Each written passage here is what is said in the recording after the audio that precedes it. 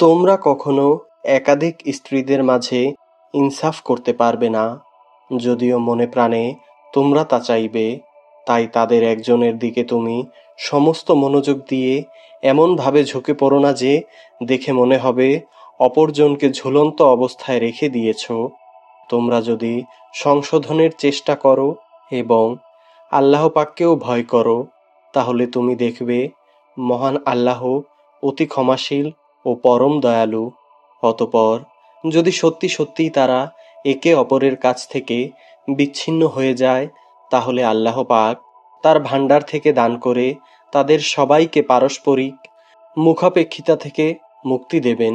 আল্লাহ পাক নিঃসন্দেহে প্রাচুর্যময় ও প্রশংসা ভাজন। আসমান জমিনে যা কিছু আছে সবই আল্লাহ পাকের জন্যে। তোমাদের আগেও যাদের কাছে কিতাব অবতীর্ণ করা হয়েছিল তাদের আমি এ নির্দেশ দিয়েছিলাম যেন তারা আল্লাহ পাককে ভয় করে। আমি তোমাদেরও নির্দেশ দিচ্ছি, আর যদি তোমরা আল্লাহকে অস্বীকার করো তাহলে জেনে রেখো আসমানে জমিনে যা কিছু আছে সব কিছুই তো মহান আল্লাহর জন্যে। আল্লাহ পাক বেনিয়াজ, সমস্ত প্রশংসা তারই প্রাপ্য। অবশ্যই আসমান জমিনের সব কয়টি জিনিসের মালিকানা তার।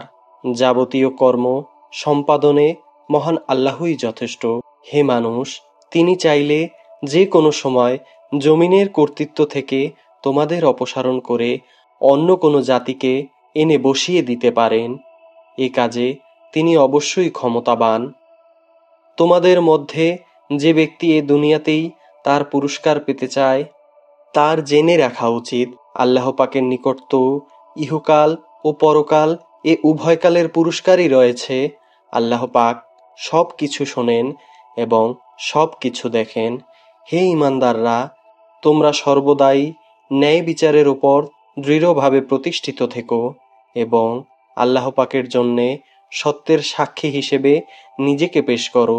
যদি এ কাজটি তোমার নিজের পিতামাতার কিংবা নিজের আত্মীয় স্বজনের ওপরেও আসে, তবুও তা তোমরা মনে রাখবে। সে ব্যক্তি ধনী হোক কিংবা গরিব, এটা কখনো দেখবে না, কেননা তাদের উভয়ের চাইতে মহান আল্লাহর অধিকার অনেক বেশি। অতএব আপনি কখনো ন্যায় বিচার করতে নিজের খেয়াল খুশির অনুসরণ করবেন না। যদি তোমরা পেঁচানো কথা বলো কিংবা সাক্ষ্য দেওয়া থেকে বিরত থাকো, তাহলে জেনে রাখবে তোমরা যা কিছুই করো না কেন আল্লাহ পাক তার যথার্থ সংবাদ রাখেন।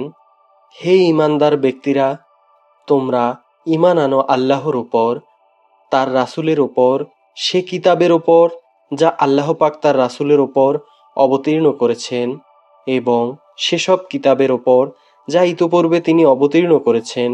আর যে ব্যক্তি আল্লাহ পাককে অস্বীকার করলো, তার ফেরেশতাদের, তার পাঠানো কিতাবসমূহ, তার নবী রাসূলদের ও আখিরাত দিবসকে, বুঝতে হবে সে ভীষণভাবে পথভ্রষ্ট হয়ে গেছে।